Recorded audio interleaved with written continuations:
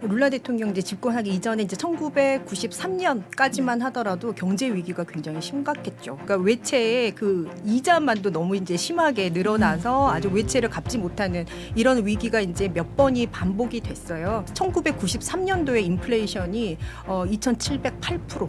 2,708%? 네. 그렇기 때문에 좀 중남미의 과거에 외환위기를 자주 겪었던 나라들은요. 어떻게 달러로 표시하는 게 더 쉬울 수 있고요.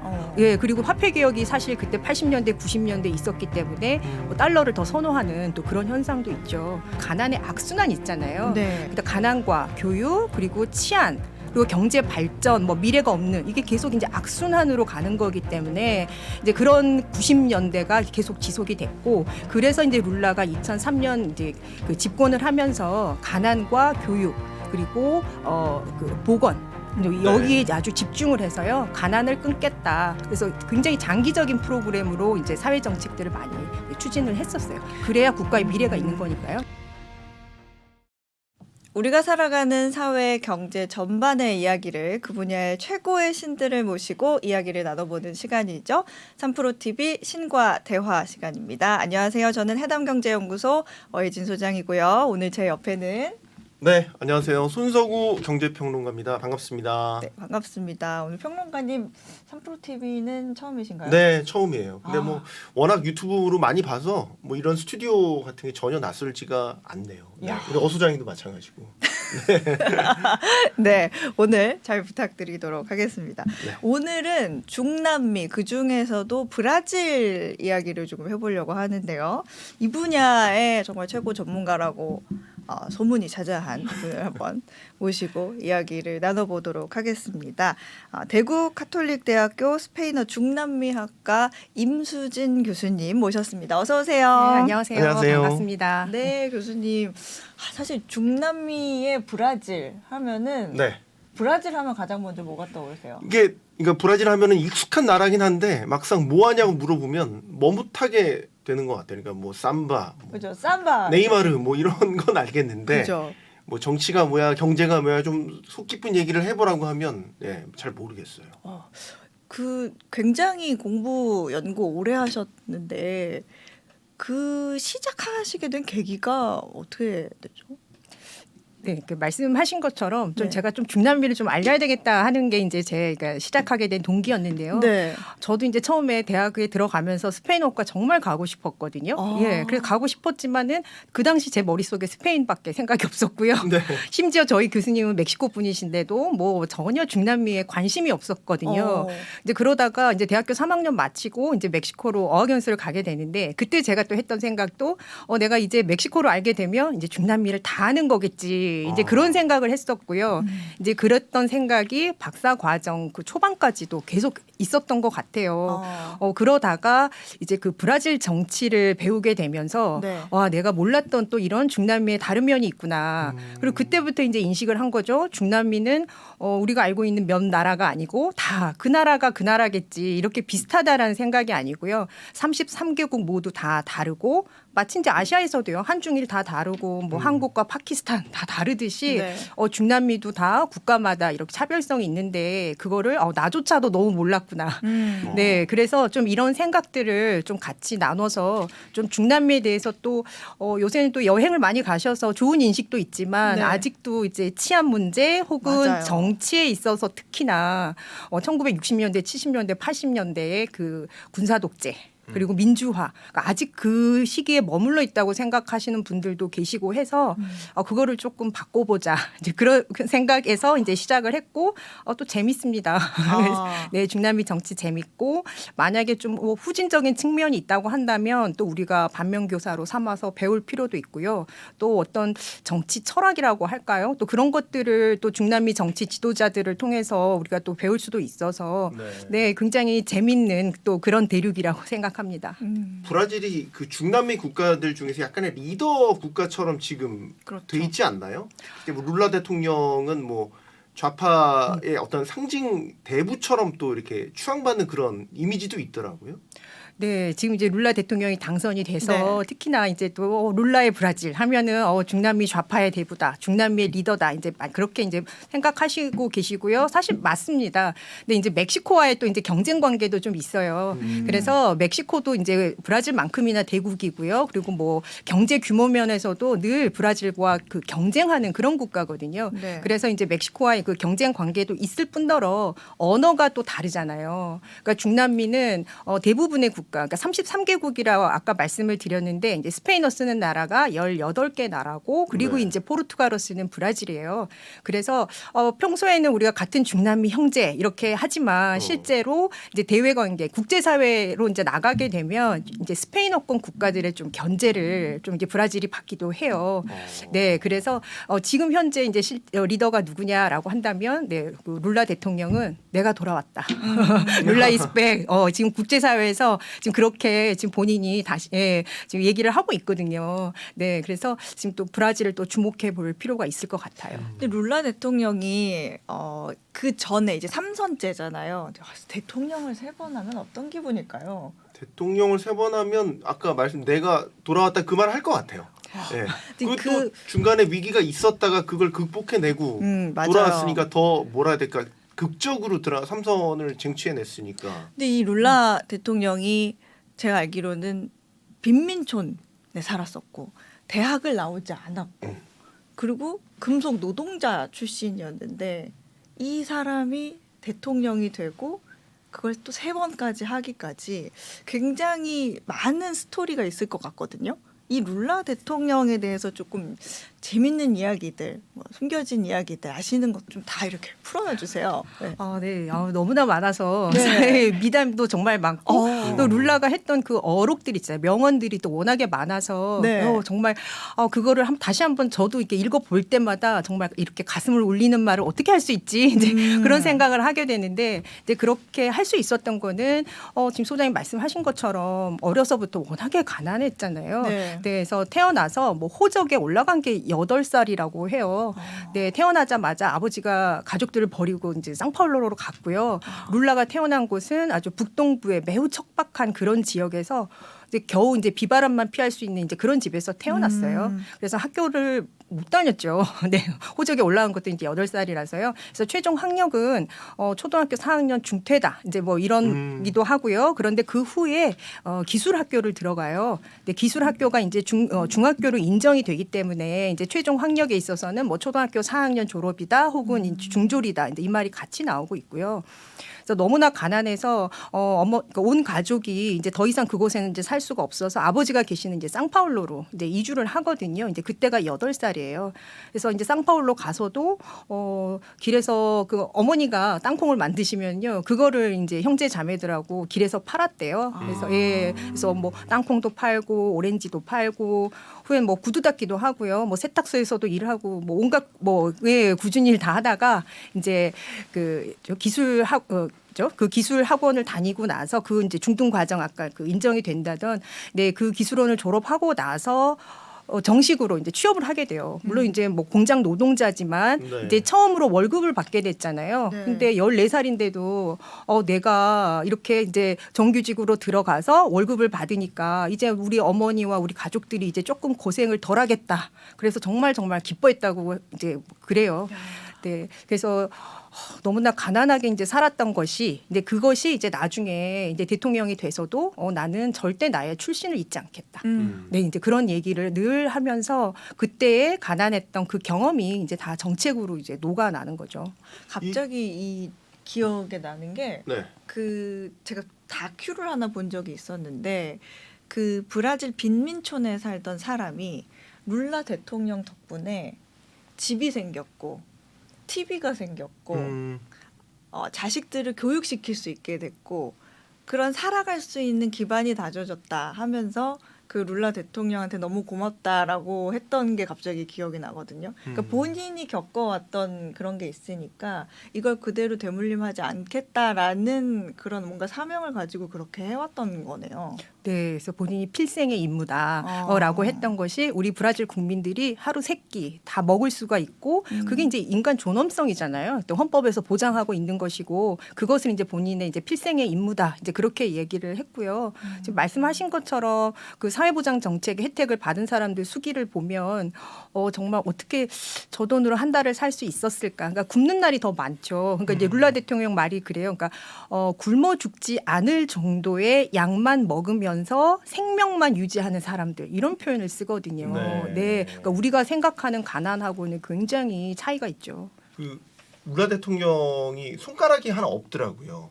이건 언제 다쳐서 그러니까 산업재해라고만 알고 있는데 그런 것들이 이제 노동자의 삶을 살아온 그 사람의 인생을 참 단적으로 보여주는 상징 같아서 이게 그 손가락 없는 그게 딱 손으로 멋있게 사진 찍힌 것들이 여러 장이 있더라고요. 네. 언제 사고를 당한 거죠? 네, 이제 10대 때 그러니까 선반 노동자, 그러니까 금속 노동자 출신이거든요. 네. 그래서 그 선반 노동자, 그러니까 선반이라는 것이 이제 금속을 그 쇠를 깎는 기계를 말을 하고요. 네. 근데 그게 이제 그 떨어져 가지고 이제 본인의 이제 왼쪽 새끼 손가락을 잃었어요. 예, 그래서 그때 뭐 치료도 제때 받지 못해서 이제 했는데요. 뭐 그 보상금을 가지고 또 이제 집을 또 마련할 수 있었다라는 또 얘기가 이제 나와요. 그래서 그 사건을 또 계기로 해서 또 형이 당시에 이제 노조 활동에 굉장히 열심히였거든요. 그래서 이제 형은 그 당시에 공산당원이었어요.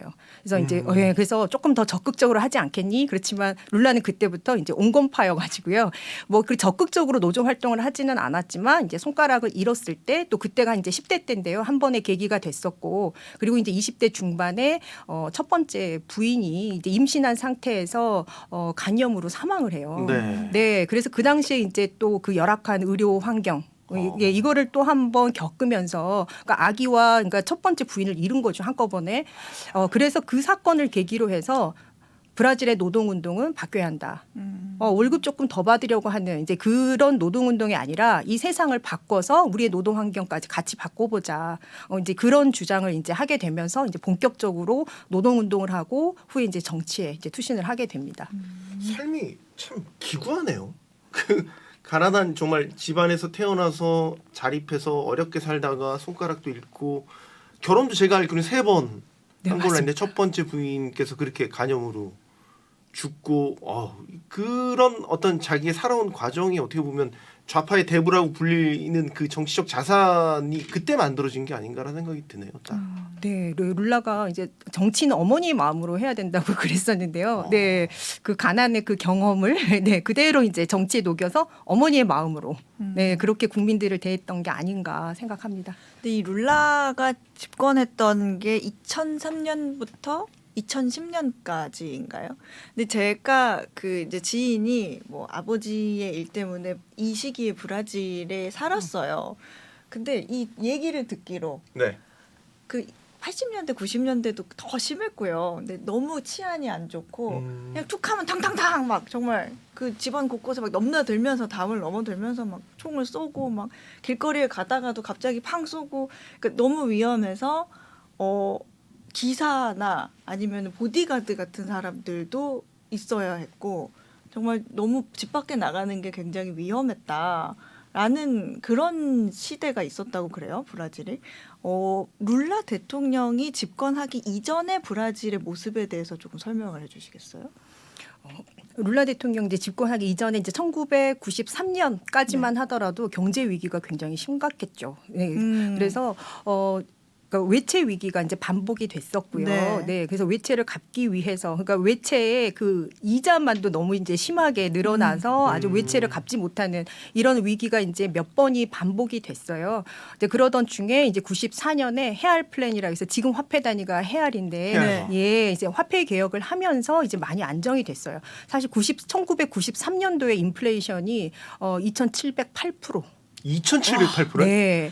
뭐 그 정도면은 거의 베네수엘라가 몇 프로였죠? 지금 거의 네. 하루에도 가격표를 계속 바꿔야 되는 그런 수준이었을 것 같은데요. 네, 그 당시 유학했던 그 교수님들 말씀을 들어보면은요 네. 그런 직업이 있었대요. 가격표를 네, 바꿔야 가격표를 예를 들어서 이제 슈퍼 주인이 그걸 할 수가 없으니까요. 네. 그거를 직업으로 해서 이제 하시는 분도 계셨고 그렇기 때문에 좀 중남미의 과거에 그 외환위기를 자주 겪었던 나라들은요 어떻게 달러로 표시하는 게 더 쉬울 수 있고요.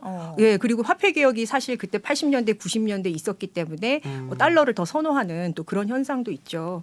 네, 그래서 그렇게 어려운 그 시기를 보내고 94년부터 아주 유명한 경제학자 뭐 까르도주라는 사람이 헤알 플랜을 이제 성공시킨 사람이거든요. 네. 네, 이 까르도주 대통령이 이제 두 번 집권하면서 경제적으로 이제 안정기에 뭐 성장은 아니고요.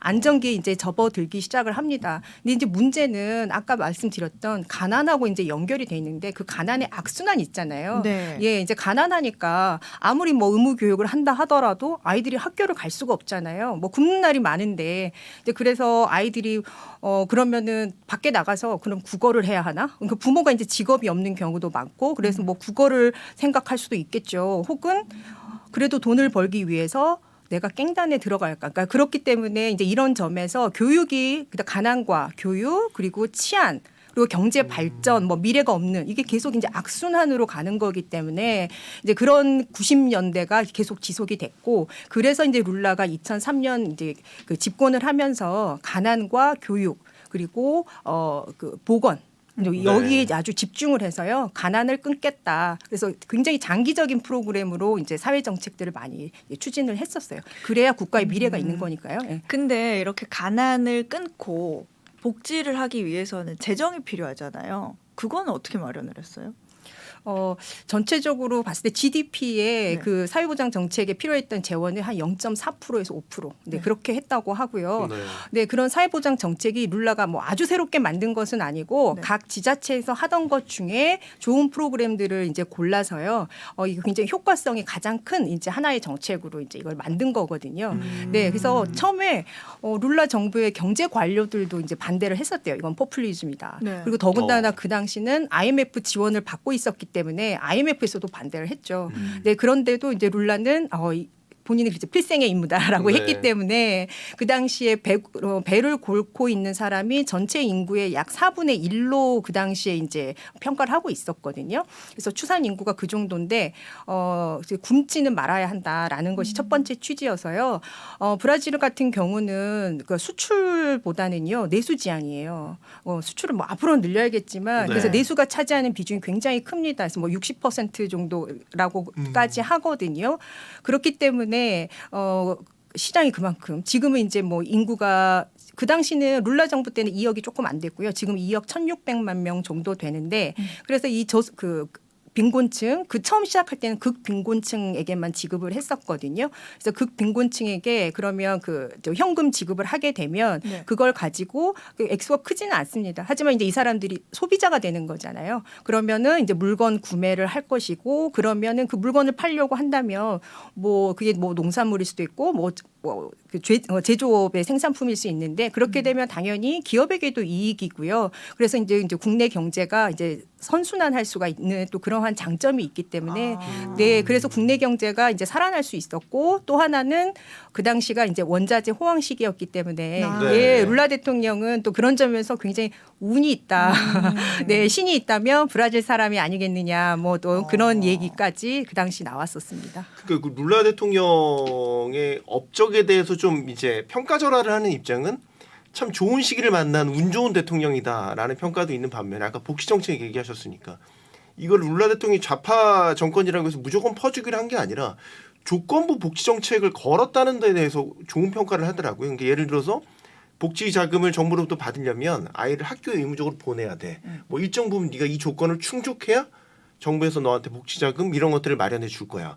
이런 식의 조건부를 걸었던 게 상당히 좋은 평가를 받는다. 그래서 브라질 그 룰라 대통령의 정책을 퍼주기라고 얘기하는 건 굉장히 단적으로만 보는 거다.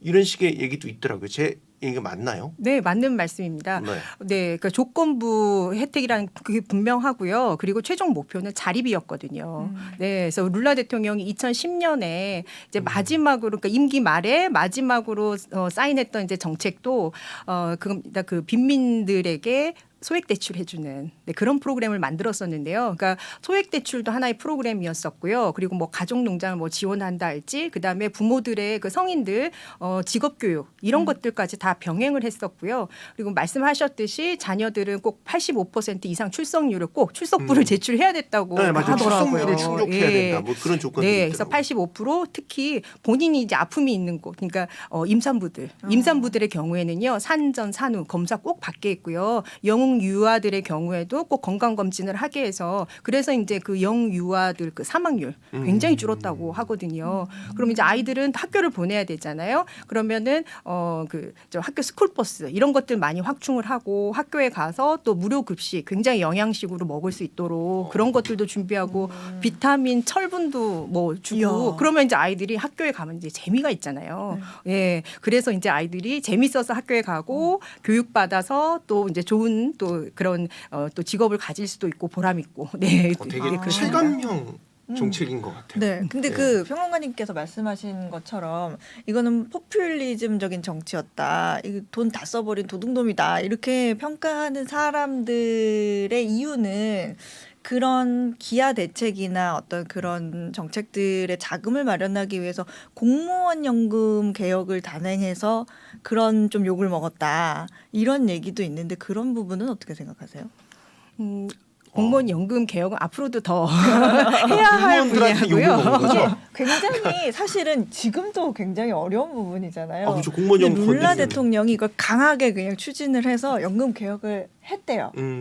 그래서 그 재정을 마련할 수 있었고 이게 굉장히 좋게 보는 사람도 있는가 하면 포퓰리즘적으로 돈을 너무 많이 펑펑 썼다. 뭐 이렇게 욕을 먹는. 아 근데 저는 거기에 좀 반박을 하자면은 네. 공무원 연금 개혁한 거는 공무원분들한테는 예를 들어서 비판의 대상이 될 수 있지만 예를 들어서 그 자금 마련을 위해서 외채를 발행하거나 이런 게 아닌데 그죠. 그거를 그렇게 꼭 룰라 대통령을 표적을 삼아서 비판할 만한 건가라는 건 의문은 좀 있네요. 그런 시선도. 네. 네, 그래서 공무원 개혁, 그 연금 개혁은요, 그 필요했다고 하고요. 그렇죠. 네. 이 지금 그 전임 대통령이었던 그 우파 대통령도 네네. 그건 했습니다. 그래서 굉장히 많이 받고 있더라고요. 네. 그래서 연금으로 거의 뭐 월급보다 더 많은 연금을 그죠. 받아가는 뭐 네. 그런 구조였기 때문에 그거는 어렵지만 꼭 해야 되는 개혁이었다고 해요. 그래서 공무원들은 특히나 그 룰라는 노조위원장 출신이잖아요. 그죠. 그러니까 근데 공무원들은 금속노조위원장이었죠. 근데 공무원 노조도 룰라를 지지를 했거든요. 그래서 그 다음에 이제 얼마나 비판을 배신감을 했을지는 느꼈죠. 우리가 상상할 수 있겠네요.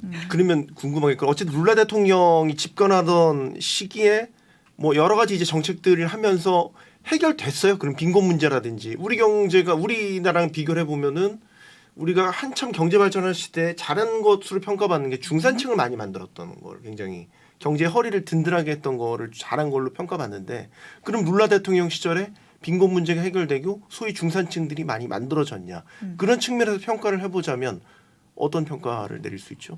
네, 브라질에서 이제 소득 구간에 따라서 이제 사회 계층을 이제 5개 구간으로 나누는데요. 네. 뭐 중산층의 폭이 뭐 넓기는 하던데 네. 그래도 뭐 중산층이 이 전에 비해서 그 룰라 집권 이전, 그러니까 2002년까지와 그 이후를 비교를 해본다고 한다면은 우리가 인구수로는 거의 3천만 명 가까이.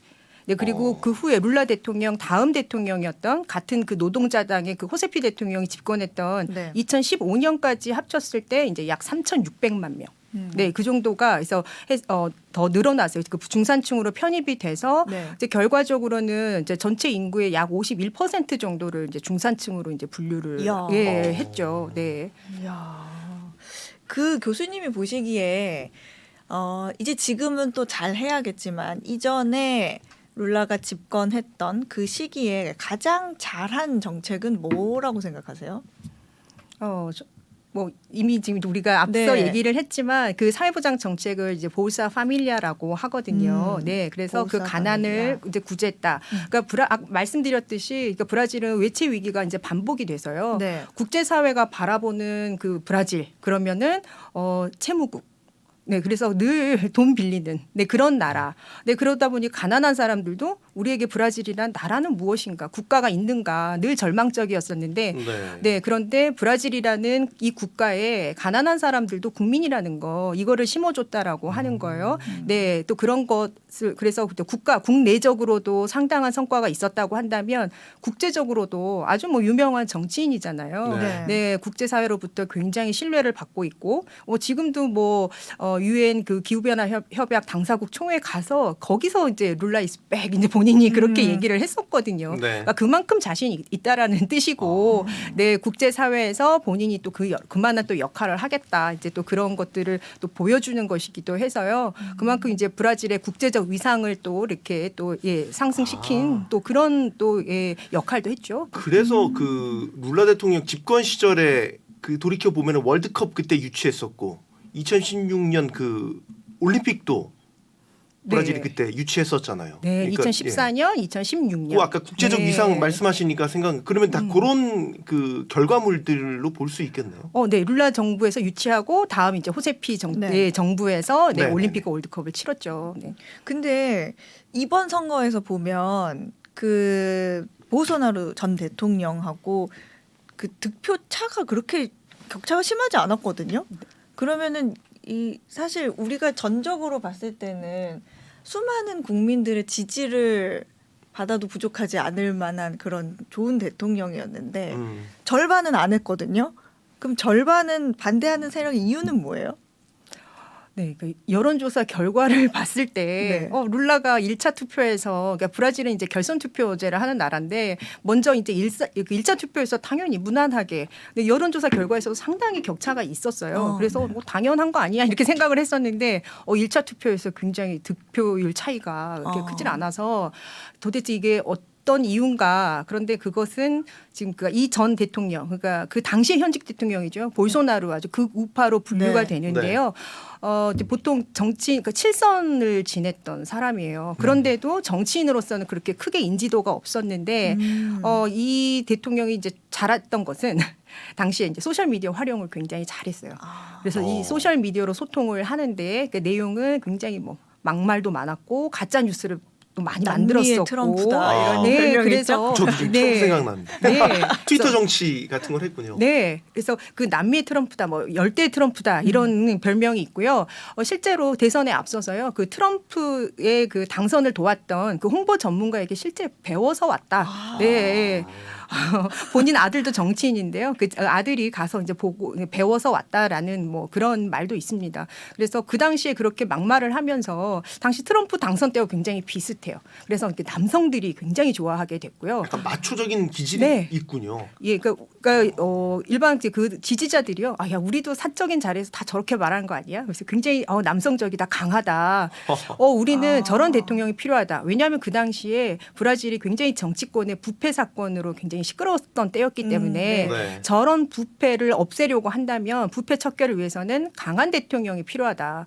룰라 대통령 맨날 사랑의 룰라, 평화의 룰라 그러는데 지금은 그럴 때가 아니다. 그리고 룰라도 그 당시에 굉장히 그 노동자당 굉장히 부패 문제로 심각했기 때문에요. 그래서 룰라도 똑같겠지. 룰라는 뭐 부패 저지르지 사랑이 밥 않았을까? 먹여줘? 네, 이제 그런 이제 이미지였기 때문에 그 당시 이제 부패 척결을 위해서는 이제 볼소나루가 이제 상당히 국민들이 어필을 했고요. 그리고 이제 또 하나는 브라질은 그 가톨릭 국가죠. 네. 가톨릭 국가인데 그런데 이 볼소나루는 개신교 신자예요.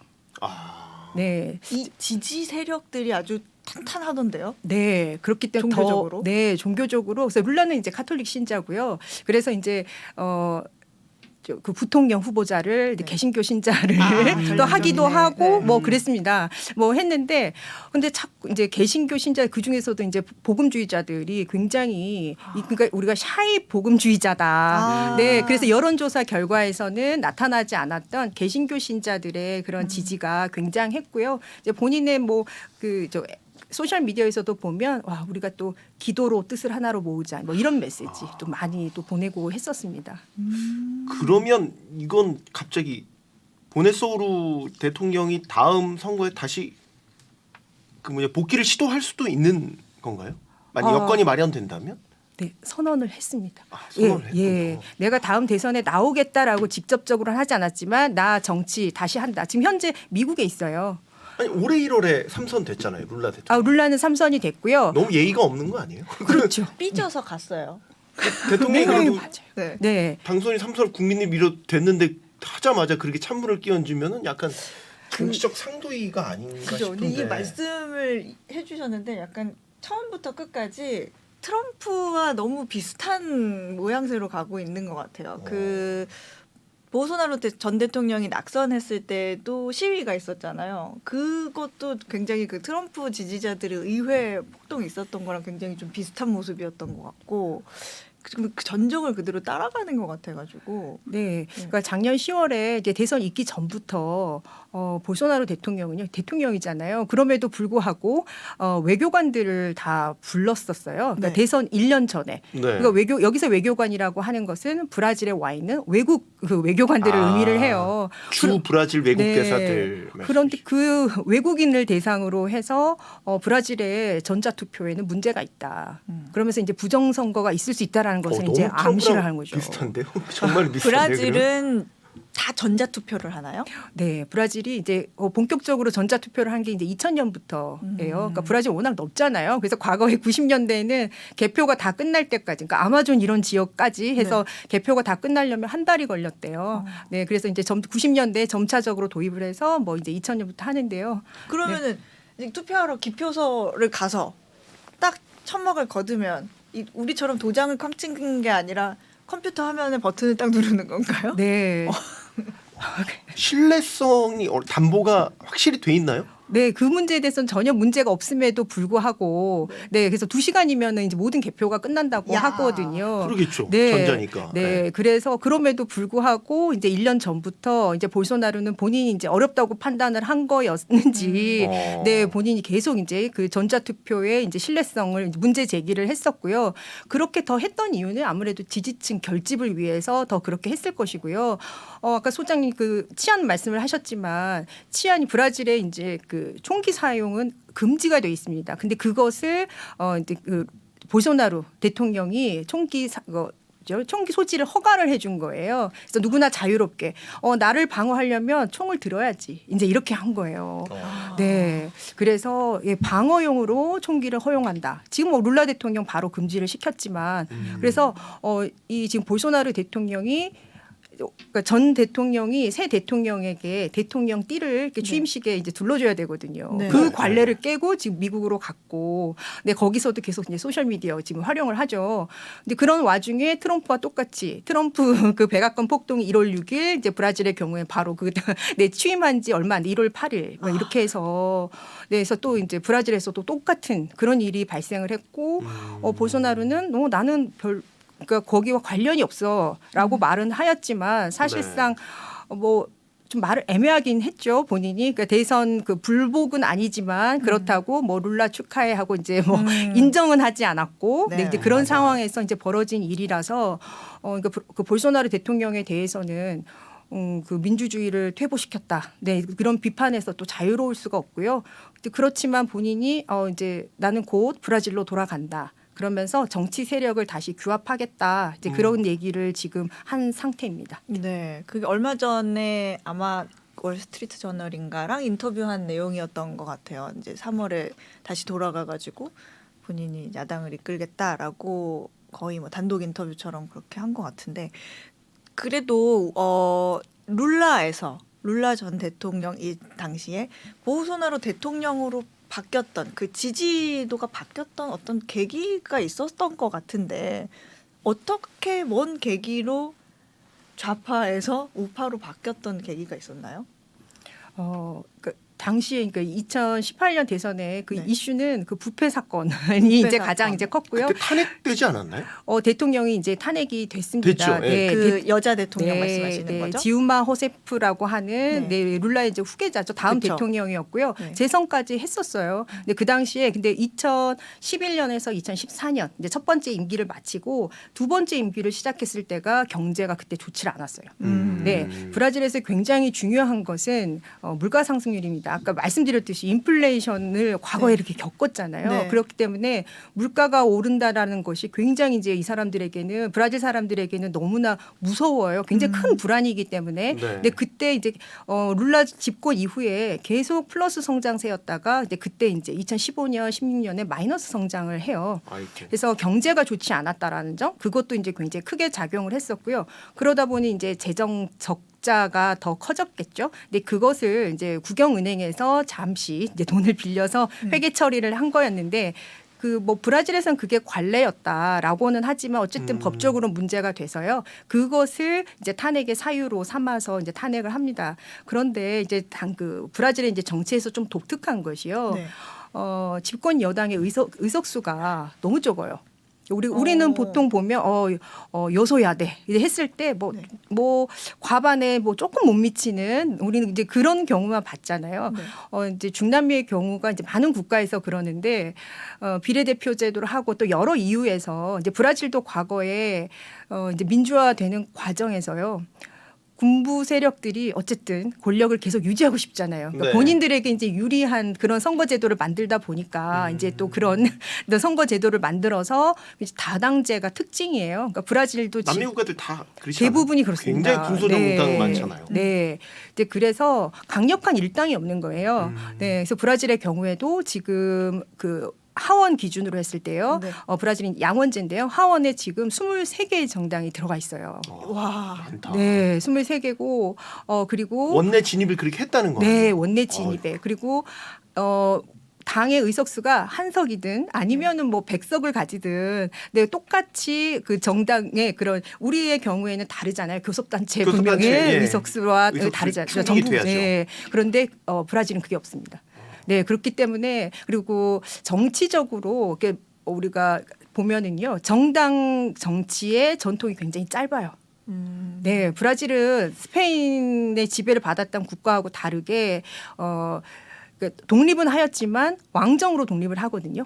네, 포르투갈의 왕자가 독립을 시켜요. 네. 그래서 포르투갈의 왕이 이제 그 왕자가 브라질 왕이 되는. 그래서 그 정당 정치가 워낙 짧은 데다가 그 기간마저도 쿠데타가 자주 일어나면서 실제로 뭐 1985년에 민주화가 되면서 그 다음 선거부터 이제 직선제를 했거든요. 네. 이제 그러니까 굉장히 짧은 시간에 이제 정당 정치를 했기 때문에 철새 정치인도 많고 정당이 사라졌다 다시 네, 또 창당을 했다가 하는 또 그런 것도 많습니다. 이제 그러다 보니 여당 의석수가 워낙에 적어서요. 이제 그 대통령이 이제 국정 운영을 하기 위해서는 연정을 할 수밖에 없어요. 네, 그래서 연정을 해서 근데 브라질의 경우에는 좌파, 우파 뭐 가릴 것 없이 연정을 합니다. 근데 그래서 당시에 호세프 정부에서도 우파하고도 연정을 했거든요. 쿨하네요. 네, 그래서 예 좋게 말하면 예 초당적이죠. 네, 그래서 이제 해서 이제 만들었는데 당시 이제 또 하원 의장이 이제 우파였어요. 네. 그리고 본인도 그 당시 이제 부패 문제에 또 연루가 됐었고 이제 그랬었는데 호세프 대통령이 처벌 받아라. 이제 그렇게 얘기를 네, 죄가 있다면 네, 처벌을 받아야지 도와주지 않으니까 그리고 그 부패 문제가요. 거의 뭐 정치인들 한 100명에 가까운 이 정치인들이 연루가 되다 보니 네, 너도 나도 다 생존의 문제가 걸려 있잖아요. 네. 그래서 차라리 호세프를 탄핵을 시키고 우리가 정권을 잡자. 그래서 같이 연정을 했던 정당들이 주도를 해서 네. 야. 바꿨습니다. 네. 어제의 동지가 오늘의 적이. 네, 그래서 이제 브라질 정치의 가장 큰 불안 요소다라고 한다면 바로 이제 연정 구성을 해서 얼마만큼 네, 그 신뢰를 가지고 지속하느냐 이제 그 부분일 것 같습니다. 어떤 경제난 부패 이런 것들이 정권이 바뀌게 되는 계기였군요. 근데 저 호세프 대통령도 룰라가 자기의 후계자다 하면서 되게 굉장히 밀어줬던 사람이고 그러다가 탄핵이 됐지만 자기도 같이 뭔가 부패에 연루돼가지고 감옥에 가는 상황이 되지 않았었나요? 네. 근데 그것도 음모라고 뭐 막 그러지 않나요? 나중에 그런 얘기가 나와서 이제 대선에 출마할 수 있었다라는 얘기는 들었는데 사실 구체적인 내용은 제가 잘 몰라가지고. 네. 2014년도인데요. 이제 라바자뚜라 그래서 이렇게 한국말로 옮기면은 그러니까 세차 작전이라고 해요. 세차? 네, 차 닦는 거. 네, 아주 뭐 깨끗하게 예, 세차하듯이 정치권의 부패, 이 사회의 부패를 뿌리 뽑겠다라는 뜻에서 이름을 그렇게 붙였어요. 근데 이 세차 작전을 지휘했던 사람이 지방법원의 판사였거든요. 네. 네, 얼마나 영웅이 됐겠어요. 그래서 국민적 영웅이 되고 계속해서 이제 뭐 대선 후보로 거론이 될 만큼 유명했던 세르지오 모루라는 판사거든요. 네, 그래서 계속 이제 그 정치인들을 잡아들입니다. 그러면서 이제 드러났던 것이 아까 이제 연정 말씀드렸는데 그 네. 우파와도 그러니까 이념 정책이 완전히 다른 정당과도 연정을 지속하려고 하면 이게 신뢰를 갖고 하면 좋겠지만 정치인은 네, 근데 그렇게 안 됐기 때문에 뇌물이라고 보겠죠. 그러니까 월급처럼요. 맨살렁이라고 해서 네. 매달 우체국 계좌로 돈을 네. 보냈었어요. 예, 그 규모가 계속 하다 보니 국영 기업들도 뭐 있고요. 그다음에 사기업도 있고 정치인 아주 광범위하게 해서 거의 뭐 우리 돈으로 2조 규모의 이런 뇌물 사건이 단위의 뇌물 된 스캔들. 겁니다. 네. 그래서 그런 것들을 저 자금 흐름까지도 다 알고 있었던 뭐 우체국을 비롯하여 네, 국영 석유기업 무슨 건설회사 근데 알고 봤더니 그 건설회사의 뇌물이 뭐 중남미 뭐 여러 국가의 정부에 다 흘러 들어간 정황까지 있어서 페루의 대통령은 그런 혐의를 받고 자살을 그 당시 전 대통령이 자살하는 뭐 그런 일도 있었어요. 그러니까 얼마나 큰 사건인지 이제 짐작하실 거고요. 이제 그러다 보니 이제 뭐 브라질의 아주 정치권이 아주 굉장히 심각한 그 부패 문제로 인해서 심각한 상황이 됐고 그렇기 때문에 국민들은 이 기회에 변해야 한다. 네, 그래서 다시는 저 노동자당, 그러니까 노동자당에 대한 피로감, 지금 경제도 엉망이고 그런데 이제 부패 문제까지 다 드러났다. 노동자당도 뭐 이제 더 이상 이제 신뢰할 수 없다라는. 네, 그런데 룰라는 정말일까? 정말 룰라는 아닐까라고 하던 중에 이제 룰라가 그 상파울로 외곽에 있는 굉장히 좀 부촌의 호화 아파트를 이제 건설사로부터 뇌물로 받았다라는 이제 네, 그런 혐의를 받고 네, 그래서 이제 수감이 되죠 결국은. 네, 수감이 되고요. 580일 만에 풀려나는데 이제 그 사이에 받은 증거가 없는데. 그런데 이제 그 사법부에서는 증거가 없다는 게 증거다. 그거는 룰라 당신이 은닉했으니까 다 없애버렸으니까 그런 거다. 이제 그런 논리를 네 증거가 없다는 게 증거구나. 네, 그래서 룰라로서는 너무나 억울하지만 그렇지만 그 노동자당 그 의원들의 부패를 이미 봤던 국민들이 그걸 믿어줄 리가 없죠. 네, 그리고 이미 그 기소했던 판사는 뭐 국민 영웅이고요. 그래서 브라질은 이제 좀 사법 체계가 달라서 이제 판사가 기소를 할 수 있어요. 네, 그런데 이제 기소하기 전에 검사와 이게 그 정당한 기소가 맞는지에 대해서 좀 이제 의논을 해야 되는데 의논이 아니라 이제 담합했다는 이제 네 그러한 정황이 담긴 뭔가 짜고 치는 그런 네, 거였다. 네 그런 것들이 이제 그 증거가 나온 거예요. 네, 그래서 이제 그것이 세상에 알려지면서 룰라가 억울하다라는 것이 이제 밝혀졌고요. 또 그러면서 대법원에서 지금 이거는 전 정부에 대한 일인데 그거를 지방법원에서 다루는 것은 적절치 않다. 그래서 룰라한테 이제 갔었던 그런 혐의들을 다 이제 무효화 시켜준 거예요. 그래서 이제 정계 복귀를 할 수 있었던 겁니다. 그 룰라 대통령이 체포되기 전에 네. 지지자들에게 한 연설이 있는데 이제 잠시 쉬어가는 차원에서 말씀 한번 들어보세요. 네. 그러니까 그들이 나에게 체포를 명령했고 나는 체포영장에 따를 것이다. 그런데 내 생각은 이 공기 중에 퍼져 있고 이것을 체포할 수는 없다. 내 꿈을 멈추게 하려는 의도는 부질없다. 참 뭐라 될까 그 말에 굉장히 감동적이네. 연설을 굉장히 잘하네요. 뭔가 막 사람을 움직이게 하는 무언가가 룰라 대통령에게 있는 것 같아요. 감성을 자극하는 예. 너무 그 포인트가 네, 있네요. 자극하는 네. 체포되기 전에 한 연설이라니까 어떻게 보면 브라질 역사에 남을 만한 연설이라고도 생각이 되네요. 볼소나루 대통령하고 극단적으로 반대인 것 같아요. 네, 맞습니다. 전에 오바마 대통령 같은 경우는 연설 되게 멋있게 했잖아요. 네. 그다음에 이제 트럼프 대통령이 집권하고선 트럼프 대통령은 굉장히 직설적이고 뭐 아주 직역해서 맞아요. 그냥 끄집어내는 이제 그런 식의 멘트를 했었으니까 딱 비교가 되네요. 네, 그 룰라 대통령이 그러니까 금속노동자 그 노조위원장 출신이라서 굉장히 카리스마 넘치는 굉장히 뭐 강한 어조의 이런 연설을 잘할 것이다라고 그러는데 그렇지 않고요. 말에 말씀하셨듯이 정말 감동적인 것이 일단은 뭐 사람들하고 만나서 얘기하는 걸 정말 좋아하고요. 그리고 굉장히 거시적인 측면에서 이렇게 사건을 바라보고 그 중에서 뭐가 굉장히 복잡한 사건인데도 뭐가 중요한지 그 포인트를 찝는 것이 굉장히 강하대요. 네, 그래서 아주 문제 해결 능력이 뛰어난. 어떤 인생의 고난을 겪으면서 거기에서 쌓여진 내공 때문에 굉장히 저 위에서부터 아래에 있는 사람들까지 뭔가 아우를 수 있는 자기만의 내공이 있는 것 같기는 해요. 근데 우리가 사실 룰라 대통령에 대한 좋은 점도 많이 얘기했는데 네. 그래도 우리 신과에 대한 또 한쪽으로 치우치면 안 되니까 네. 보소나루 대통령이 어떤 사람인지는 좀 약간 느낌상으로는 왔거든요. 또 그 사람이 뭐 잘한 거라던가 아니면 그 사람의 어떤 정치적인 좀 캐릭터나 성향 같은 걸 좀 알면 우리가 그래도 브라질 정치의 전반적인 상황을 두루 이해를 하는데 조금 더 느낌이 올 것 같거든요. 보소나루 대통령 어떤 사람이에요? 잘한 건 뭐가 또 있을까요? 잘한 것이 너무 알려지지 않아서 네. 그런데 어떤 교수님 것을- 알고 계신 것 같아요. 말씀하시는. 아닌데 저도 뭐 특별히 그 떠오르는 것은 네, 없는데 사실 굉장한 기대를 가지고 이렇게 했었지만 네. 볼소나루 대통령 집권하자마자 사실 뭐 경제적으로 그렇게 나쁘지는 않았습니다. 그래서 네, 근데 그래서 지지율이 그렇게 나쁘지도 않았었고요. 그래서 기대를 모았었고 하였지만은 그 바로 이제 코로나가 터지면서 네, 그래서 그렇죠. 방역 실패한 네. 걸로 정말 많이 많은 비판받은 사람들이 건 알고 맞습니다. 있어요. 네. 뭐 이제 브라질이 연방 국가이기 때문에 그 방역에 대한 책임이 꼭 대통령에게 있다라고는 말을 할 수는 없지만 그렇지만 지방 정부와하고 계속 다른 엇박자를 냈기 때문에 그런 점에서 국민들이 너무나 불안했죠. 약간 그런 거죠. 괜찮아 안 죽어. 약간 이런 애티튜드였다고. 네. 맞아요. 왜냐면- 그 마스크도 안 하고 막 그랬던 게 이제 에헤이, 뉴스에 참. 나왔던 것도 네. 기억나고 본인 걸렸잖아요. 네. 걸렸었고 말라리아 치료제가 효과가 있어 뭐 그런 얘기도 본인이 했었고 그냥 감기 같은 거지 뭐 이제 이런 얘기를 했었거든요.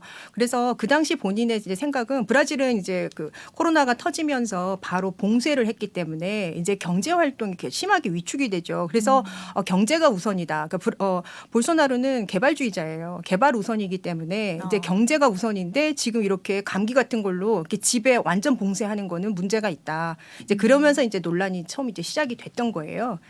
우리 이제 좀 다시 이제 현재로 조금 돌아와서 이야기를 좀 나눠보려고 하는데 지금 룰라 첫 번째, 두 번째 했을 당시에는 그래도 GDP가 막 올라가서 세계 7위까지 갔던 걸로 알고 있는데 지금 뭐 여기저기 다 안 좋지만 네. 지금 브라질의 경제 상황은 어떤 상태예요? 볼소나루 대통령 이제 초반, 그러니까 네. 대통령이 이제 임기 4년에 그 임기 4년 초반에는 이렇게 말씀드렸듯이 그러니까 경제가 처음에는 그렇게 나쁘진 않았다가 이제 바로 팬데믹이 터지면서 그 당시 이제 마이너스 성장으로 이제 돌아섰다가요. 네. 후에 그러니까 굉장히 그 개발 위주의 정책을 폈음에도 불구하고 이제 마지막 해에 본인이 지금 이렇게 해서는 재선이 어렵겠다라고 생각을 해서요. 룰라 대통령이 했던 그 과거에 했던 사회보장 정책, 그러니까 보우사 파밀리아라고 하는 것을 네. 비슷하게 합니다. 그래서 아옥실리오 브라질이라고 그래서요. 합니다. 그래서 했는데 마지막에 이제 본인이 또 이제 그 지지율이 안 오른다고 이제 더 이제 조급했나 봐요. 그래서 계속해서 그 금액을 올렸어요. 3배까지. 네, 그래서 혜택을 올리고 하면서 지금의 가장 큰 문제는 지금 브라질 그러니까 경제 성장이 지금 올해도 0%대로 지금 이제 전망을 하고 있는데 네. 그러니까 다른 중남미 국가들보다는 조금 낮은 수치라고 해요. 이제 그럼에도 불구하고 이 전 정부에서 워낙에 이제 그 지출을 많이 해서요. 지금 이제 재정 적자 부분 이제 이 부분이 이제 가장 지금 굉장한 문제이기 때문에 누가 대통령이 돼도 상당한 부담이 되지 않겠냐. 그래서 지금도 보면 그 룰라 대통령에게 거는 가장 큰 기대는 경제다. 그렇게 대답을 한 브라질 국민들이 약 전체 65% 정도가 경제가 제일 중요하고 나는 그 경제 분야에 대해서 나는 이제 룰라에게 좀 기대를 한다. 그렇기 때문에 이제 룰라는 그 경제를 과거에 그 네. 7위의 그 영광을 다시 재현을 해야 되는데 지금 그 우크라이나 전쟁이나 이제 그 미중 그 무역 갈등 때문에 네. 브라질이 약간 반사 이익은 있습니다. 그러니까 농산물을 이제 더 이제 수출을 한다거나 네. 혹은 원자재 가격이 이제 상승을 했기 때문에 브라질은 또 천연 자원의 또 많죠. 부국이고요. 네. 네. 그래서 지금은 원자재 가격이 상승한 상태고 해서 지금 현재 대외 여건 그럭저럭 네 괜찮지만 뭐 전쟁이 또 뭐 오래 지속되면 안 되잖아요. 이제 그런 여건들이 이제 만약에 변화하게 된다면 지금 브라질은 이제 어려울 수가 있어요. 그래서 이제 그런 점들을 어떻게 이제 변화시켜 나가야 될 것인가가 이제 문제인데 아직까지 지금 이제 룰라 대통령 뭐 취임한 지 이제 뭐 2달이 채 안 됐는데요. 아직 경제 정책에 있어서는 이제 명확하게 이제 구체적인 그런 플랜은 아직은 이제 우리가 나오진 않았지만 네. 그런데 굉장히 지금 현재 국내적 그러니까 그 위기인 것은 맞습니다. 그렇기 때문에 그 아까 말씀드렸던 사회보장 정책 그거를 지금 1월 달부터 시작을 했거든요. 네. 그래서 과연 더 확대한다고 하는데 왜냐하면 지금의 인구의 절반 정도가 지금 좀 그 영양 상태에 좀 문제가 있다. 지금 이제 왜냐하면 볼소나루 정부 때요, 그 두터웠던 중산층이 다시 네, 다시 왜냐면 무너졌죠. 무너져서 네, 그래서 빈곤층이 지금 더 늘어났습니다. 그래서 지금 혜택을 줘야 되는 그런 가구는 더 늘어났는데 이제 그런데 그거를 지금 현재 재정 적자가 더 늘어나고 있는 상황에서 그걸 어떻게 감당할 수 있을 것이냐. 그래서 앞으로 경제에 있어서는 그렇게 좀 빨간불 네, 네, 아니 밝진 그러면 또 않습니다. 한 게 그 룰라 대통령이 선거 때 공약으로 내세웠던 걸 보면 본인의 여태까지 쌓아온 기조답게 뭐 공공재정을 확대한다든지 뭐 복지를 좀 늘린다든지 이런 것들인데 사실 지금 그런 거를 공약을 지키려고 하면 지금 브라질 인플레가 어느 정도 되죠? 한 뭐 9%좀 넘나요? 지금 10.4% 뭐 이 정도 지금 나오고 높네요. 있어요. 그 정도인데 그거를 하면 인플레가 더 올라갈 수 있는 가능성이 생길 것 같은데. 인플레이션은 5%대고 네. 물가 상승률이 10%에 네네, 이제 물가. 진입을 했습니다. 네, 네. 네네. 그러니까 헤아라도 달러 대비 헤아라 가치도 지금 많이 폭락했다면서요. 네, 지금 한 5.1 헤알, 네, 5.2 헤알, 네, 많이 폭락했죠. 네. 그러면은 그렇게 재정을 무리하게 확장할 수 있는 상황은 아닌 것 같은데 어쨌든 지금 복지 정책을 시작했다고 하니까 어쨌든 어디서든 뭐 아랫돌을 빼서 윗돌 괴든 뭐 해야 될 거 아닙니까? 방안이 있는지 모르겠어요. 지금 뭐 아마 지금 첫 번째로 지금 생각하고 있는 건 조세 개혁이라고 이제 생각하고요. 그때 공무원연금 개혁한 것처럼 네. 이번에 또 조세 개혁 카드를 들고 나온 건가요? 조세 개혁을 하겠다 그러는데 그거는 꼭 해야 되고요. 그러니까 볼소나루 정부에서도 하려고 했다 이제 실패를 했었던 것이 브라질의 그 조세가요. 뭐 저도 여기서 설명드리기 어려울 정도로 굉장히 복잡하다고 해요. 그러니까 한국의 경우에도 만약에 이제 여기서 수출을 하는 것보다 차라리 거기서 제조하는 게 더 낫다고 할 정도로 그러니까 잘못하다가 탈세하기 굉장히 쉽대요. 그러니까 그 말이 무엇이냐면 너무나 조세 제도가 복잡해서 전문적으로 이것을 다루는 직원을 따로 채용을 해야 한다고 할 정도거든요. 그래서 말씀드렸듯이 연방 국가다 보니까 각 주마다 다른 조세 제도를 취하고 있고요. 네. 그리고 굉장히 세금의 종류가 많대요. 그러다 보니 이 세금 저 세금 이제 더 적용을 하면서 결과적으로 물건값보다 세금이 더 많이 나오는 그래서 이제 전반적으로 브라질이 굉장히 고물가고요. 더군다나 이제 저 극빈층, 그다음에 저소득층의 경우에는 그렇기 때문에 그 이제 누진세 적용했을 때 훨씬 그 부담이 이제 크다는 또 그런 점도 있어서 이제 그래서 조세 개혁은 지금 브라질의 그 개혁에 있어서 늘 1순위로 이제 꼽혔던 것들이거든요. 네. 그래서 항상 늘 재정 확충을 위해서 무리하게 주정부들이 이렇게 만들어냈던 조세가 지금에는 오히려 이제 그 기업 활동을 위축시키고 이제 또 그러한 여러 또 단점들이 나오고 있어서 아마 그 부분에 좀 집중할 것 같습니다. 그 브라질 안에서 우리가 이제 경제 얘기하시니까 대표적인 브라질 산업이 뭐죠? 제가 알기로는 커피나 이런 닭, 대두 이런 거는 제가 알고 있거든요. KFC 그 치킨이 브라질산이래요. 뭐 커피야 뭐 브라질에 비 내리면 스타벅스 주식을 사라는 말이 있듯이 네, 뭐 브라질은 워낙 커피로 유명하니까. 근데 이런 거 말고 우리나라처럼 제조업 기반, 제조 인프라 이런 것들이 브라질에 좀 있는지 모르겠어요. 그러니까 땅도 넓으니까 뭐 투자해서 인프라 만들려면 할 수는 있을 것 같은데 현실은 어떻습니까? 브라질을 우리가 많이 농업 국가, 원자재 수출하는 국가로 알고 있는데 전체 수출에서 뭐 농산물, 뭐 원자재가 차지하는 비중은 굉장히 낮아요. 굉장히 낮고요. 그래요? 브라질은 세계 3대 식량 생산 국가 맞습니다. 네. 커피 생산 제일 많고요. 대두도 많고 뭐 오렌지도 뭐 세계 1위죠. 그래서 따봉이란 말도 여러분 아실 거고. 아. 네. 그래서 뭐 생산량이나 뭐 생산되는 품목은 정말 많고 말씀하셨듯이 뭐 브라질산 치킨 안 드셔 보신 분 안 계실 거고요. 이제 그렇기는 한데 브라질은 이제 제조업 국가가 맞습니다. 그래서 브라질의 이제 국영 석유 회사 같은 경우도 아주 세계적인 석유 기업이고요. 규모가 엄청나고 브라질은 제조업 중에서도 아주 일찍이 이제 국가에서 주력 산업으로 또 성장시켰던 것이요. 일단은 그 농업 기반이 있기 때문에 생명공학 네, 이쪽 분야에도 굉장히 국가에서 아주 굉장히 네. 노력을 많이 해서 그 부분에 이제 성장도 많이 했다고 하고요. 그다음에 항공. 네, 다들 비행기를 깜짝 놀라시는데요. 만든다고요? 네, 네. 비행기. 네. 브라질산 비행기. 브라질산 비행기가요. 네. 120석 미만의 중소형 비행기 세계 생산량 네네네. 1위입니다. 네. 예, 1위예요? 예, 엠브레알이라고 그래서요. 네. 그래서 네. 그 여러분 알고 계시는 그 항공기 생산 회사 두 곳 있잖아요. 네. 네, 미국과 이제 유럽의 그 네. 두 곳 다음으로 이제 항공사 규모가 큽니다. 보잉하고 네. 그 에어프랑스인가요? 그 유럽 합쳐졌죠. 에어버스. 예, 죄송합니다. 에어버스. 네, 그 다음으로 다음으로 브라질. 네, 그 정도로 굉장히 또 철강 산업 강국이에요. 철강은 알죠. 예. 브라질 철강 산업은 알죠. 그 산업이 룰라 대통령이 더 막 부스트업 시켰던 산업 아닌가요? 그 중산층 더 키우기 위해서 그랬던 것 같은데 일자리 마련해 준다고. 네. 네. 그래서 그 또 국영 석유 기업 같은 경우나 이렇게 철강 이쪽 민영화의 시도가 있었음에 불구하고 브라질의 자존심이기 때문에 굉장히 이게 지켜냈던 또 그러기도 했었고요. 자동차 산업을 비롯해서 그러니까 브라질은 그야말로 그러니까 수출 중심이 아니라 네.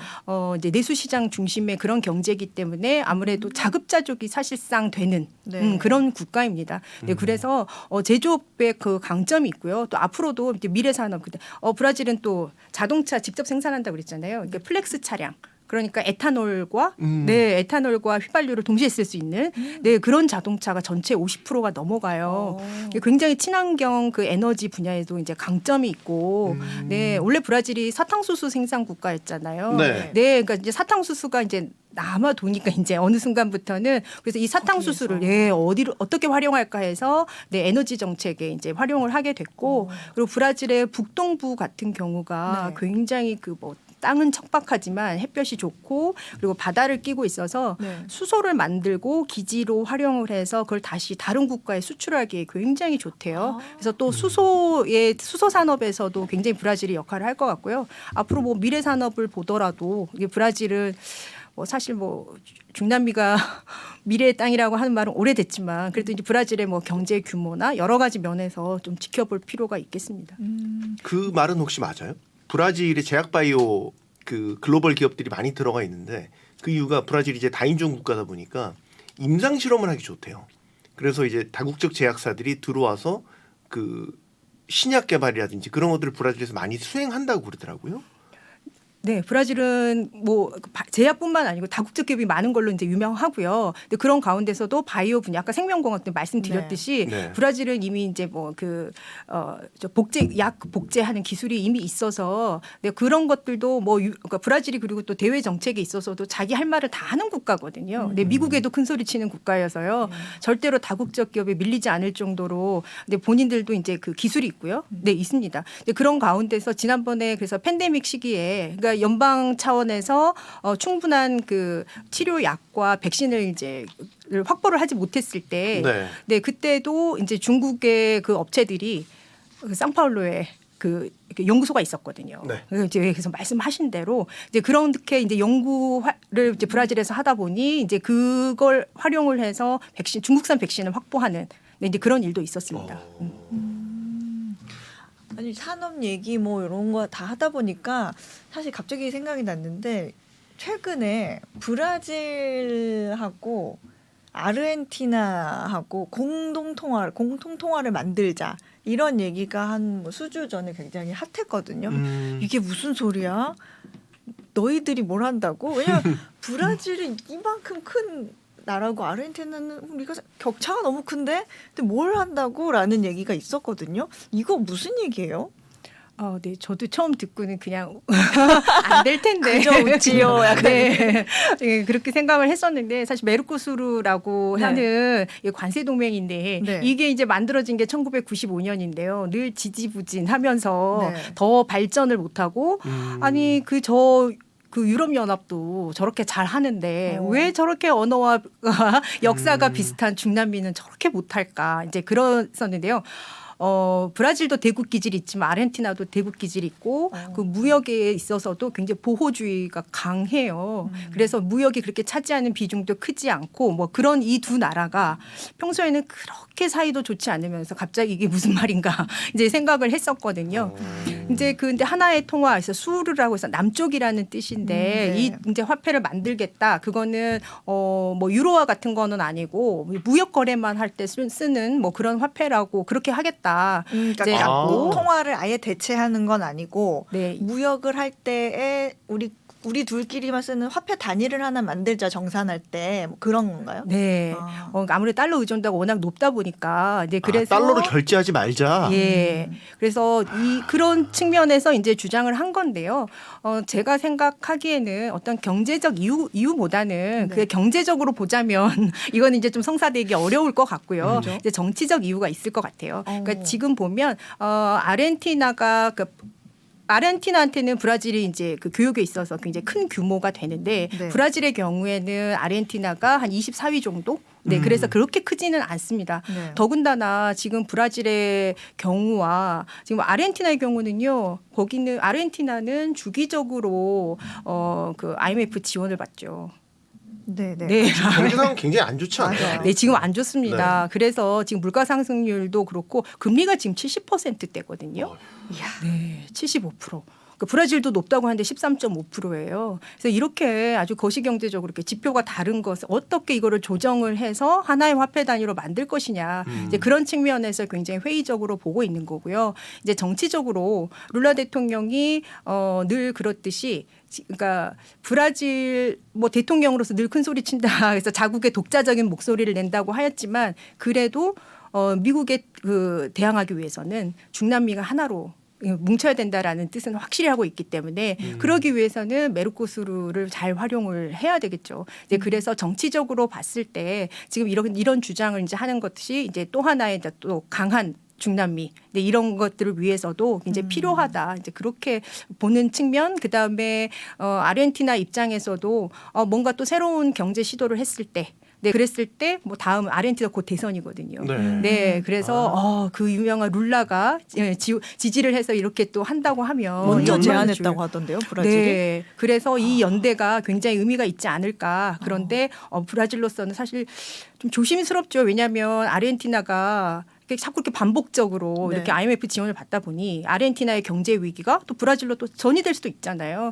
네, 그래서 그런 괜히 발 들여놨다가 네. 같이 발목 잡히면 그래서 조심스럽긴 하지만 분명히 이제 정치적으로는 룰라의 위상 강화, 그다음에 아르헨티나 선거에도 또 도움이 되지 않겠나. 네, 그리고 또 미국과의 협상력 이런 것을 또 상승시키기 위해서도 분명히 효과는 있을 것 같습니다. 저는 이 뉴스를 보고 네.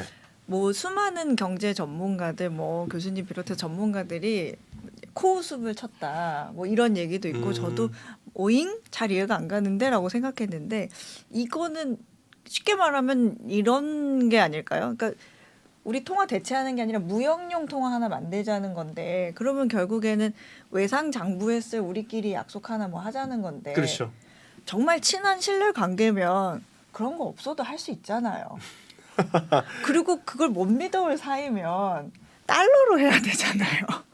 근데 이제 미국은 기본적으로 싫어하는 기질이 있으니까. 굳이 이렇게 하는 게 정말 정치적인 이유가 아니고서야 이런 이유가 있을까라는 생각을 했고 두 나라의 경제적 규모의 차이가 너무 차이가 나니까 그럼 가치를 하나로 만들어야 되잖아요. 똑같은 가치를 하나 만들어놔야 되는데 네. 그 가치를 찾는 일이 그렇게 쉬울까라는 생각도 하거든요. 그래서 교수님도 결국에 이거는 어떤 정치적인 그런 포장 아니고서는 실현 가능성이 없다고 보시는 거예요?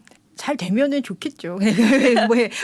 그렇게 잘 되면은 좋겠지만 현실적으로 이게 이제 현실 가능한 대안이라고 보기는 조금 어렵고 그래서 이제 좀 정치적인 이유가 더 있을 것이다라고 그쪽에 더 무게를 두고 있습니다. 다른 나라는 참여 안 해요? 왜 꼭 아르헨티나만? 예를 들어서 칠레라든지 페루 뭐 있지 않습니까? 네. 다.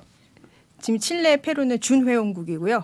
네, 그래서 그 메르코스루 안에서도요. 지금 보시면 칠레, 그러니까 아르헨티나와 브라질을 제외하고는 굉장히 작은 나라. 그러니까 파라과이, 우루과이고요. 파라과이 우루과이도 있죠. 그 네. 국가 베네수엘라고요. 공동체가 이렇게 네. 있죠. 네, 베네수엘라. 네, 그래서 지금 같이 이제 이거를 이제 확장해 나가기는 지금 좀 어렵지 않겠나 이제 그런 생각이고요.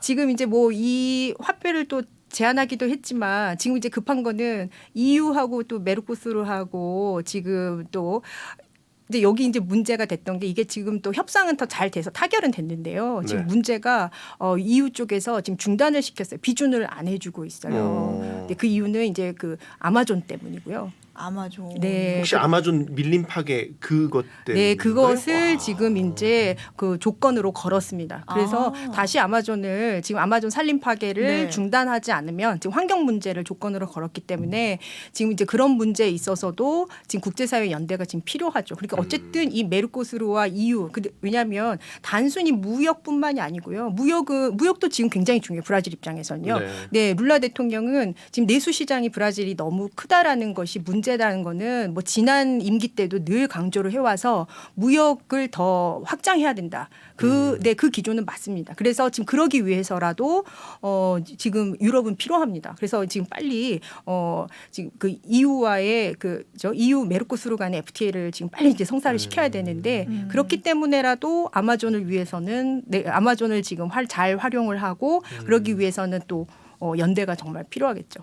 룰라 대통령이 이번 선거 공약에서 아마존 관련한 뭐 정책 내세웠던 게 있나요? 그 예전에 보소나로 대통령 때 너무 망가졌다 이런 얘기 있어서 그 얘기 잠깐 어떤 정책이 있는지만 좀 얘기해 주시겠어요? 네, 그 아마존 기금이라는 게 있는데 네. 그거를 이제 주로 재원을 유럽 국가들이 해줘. 노르웨이 중심으로 해서 유럽 국가들이에요. 그렇기 때문에 이제 메르코스루 또 EU 간에 또 FTA가 지금 빨리 지금 마무리가 되어야 되는 것이고요. 네. 그래서 지금 뭐 미국도 약속은 했습니다. 그래서 지금 이제 기금을 미국, 독일, 노르웨이 그래서 앞으로도 이제 기금이 많이 들어가야 될 텐데요.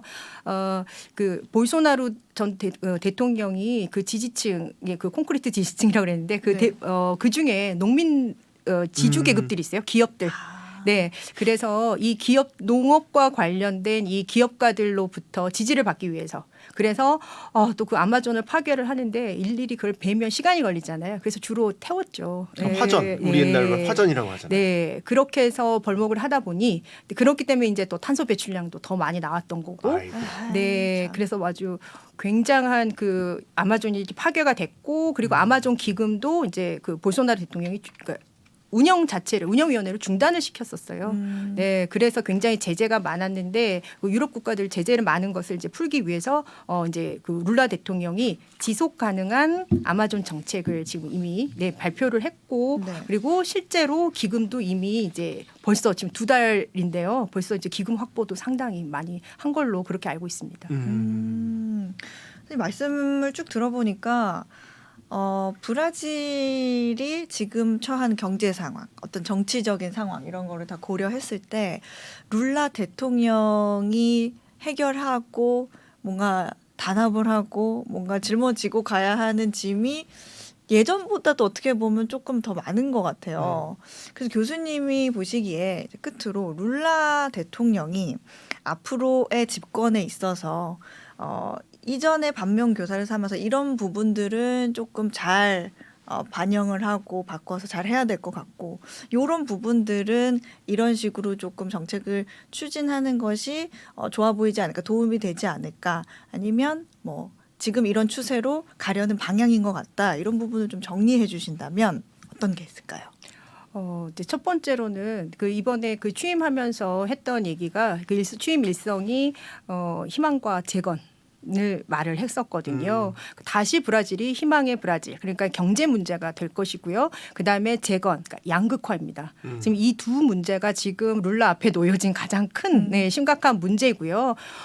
경제는 지금 대외 여건이 좋지를 않고 국내적으로도 지금 좋지를 않아서 이것을 어떻게 극복할 것이냐, 바로 이제 이 문제가 될 거고요. 이제 그래서 지금 이제 국제사회의 신뢰도, 그러니까 아마존 문제 하나로 인하여 또 더군다나 그 방역 실패로 인해서 지금 브라질의 그 대외 그 신인도 그가 굉장히 신뢰가 많이 추락을 한 상태이기 때문에 네. 자, 그 말은 아까 그 EU의 사례에서도 보듯이 많은 국가들이 사실 무역 거래를 끊기도 했어요. 네, 그래서 그런 것들을 다시 이제 복구를 하기 위해서는 이제 또 국제사회의 위상을 강화해야 하는 또 그러한 또 문제점들도 있고요. 네. 경제 문제가 쉽지는 않겠지만 지금 이제 경제 문제를 극복하지 않으면 룰라 대통령도 굉장히 그 지지도 쉽지 않겠다. 네, 그런 지금 고요. 그다음에 양극화 문제에 있어서도 지금 또 볼소나루 전 대통령이 지금 다시 이제 또 정치 복귀를 선언을 하기도 했었죠. 그래서 뭐 취임식에서도 굉장히 뭐 멋진 장면을 뭐 브라질 그 아마존 그 원주민들도 참석을 하고 뭐 흑인도 참석을 하고 하는 또 멋진 모습도 보여주기는 했지만 양극화, 그러니까 콘크리트 지지층이 있는 상황에서 그렇게 이제 다시 과거와 같은 통합을 하기는 어렵겠다. 그런데 이제 룰라 대통령이 가장 잘하는 것이 갈등의 조정이거든요. 네, 그래서 이번에도 또 그렇게 갈등의 조정을 통해서 늘 강조하였던 모두의 대통령. 네, 그래서 브라질 국민이라는 것이 자랑스럽다는 것을 온 국민이 느끼고 할 수 있도록. 네, 그러나 상황은 어렵겠지만, 네, 그런 측면에서 또 앞으로 또 4년의 임기를 또 해야 될 것이다라고 보고 있습니다. 네. 오늘 그 중남미 그 중에서도 브라질에 대한 이야기를 해봤는데 사실 브라질 하면 그렇게 우리가 이렇게까지 많은 네. 히스토리가 있고 이야기가 있는지 몰랐잖아요. 저희도 사실 오늘 평론가님하고 오늘 처음 호흡을 맞춰봤는데 오늘 브라질 얘기 들어보니까 어떠셨어요? 양파 같은 나라라는 생각이 들어요. 이제 까면 깔수록 새로운 게 계속 나오는 것 같아서 저는 뭐 사실 오늘 거의 정치 얘기 위주로만 했는데 다음에 경제라든지 문화 뭐 사회 곳곳에 뭐 이런 그 브라질만의 특이한 그런 것들을 계속 접하게 되면 교수님 통해서 이제 배우게 되면 이건 뭐 정말 들을 때마다 이 지식이 샘솟겠는데요. 오늘 정말 재밌게 잘 들었습니다. 그죠. 네. 저희가 사실은 정해진 질문이 아니었는데 네, 맞아요. 정말 핑퐁처럼 질문하기 무섭게 저는 여기 그 챗 GPT보다 더 나은 분이 여기 앉아 계시나. 아유, 100배는 낫죠. 질문이 어디 그냥 챗 GPT 따위가 답변이 확 오는데 저는 굉장히 깜짝 놀랐어요. 약간 룰라 대통령의 그 기지를 받으신 것도 있는 것 같아요. 멘트도 굉장히 고급스러우시고 네. 걱정하실 거와 달리 네. 너무나 자연스럽고 너무나 깊이 있는 아니, 배움의 시간이었습니다. 네. 오늘 정말 너무 많은 이야기 들었는데 교수님은 오늘 어떠셨어요? 뭐 두 분 덕분에 편안하게 얘기했었고요. 네. 또 마침 지금이 또 브라질의 삼바 축제 기간입니다. 그래요? 네, 네. 3년 만에 이제 삼바 축제가 다시 시작이 됐는데, 네. 그래서 또 브라질이 또 이번 또 삼바 축제라는 것이 네. 또 브라질의 그 그러니까 브라질을 또 하나로 묶는 그런 효과가 또 있는 또 그런 축제이기 때문에 네, 이번 또 계기로 해서 또 브라질이 정말 앞으로도 어려운 가운데서도 네. 또 희망차게 또 나아갔으면 좋겠습니다. 네. 앞으로 또 브라질이 나아가야 할 방향까지 교수님과 함께 알아봤습니다. 3프로TV 오늘 신과의 대화 대구 가톨릭대학교 스페인어 중남미학과 임수진 교수님과 함께 했습니다. 오늘 감사합니다. 네, 감사합니다. 고맙습니다.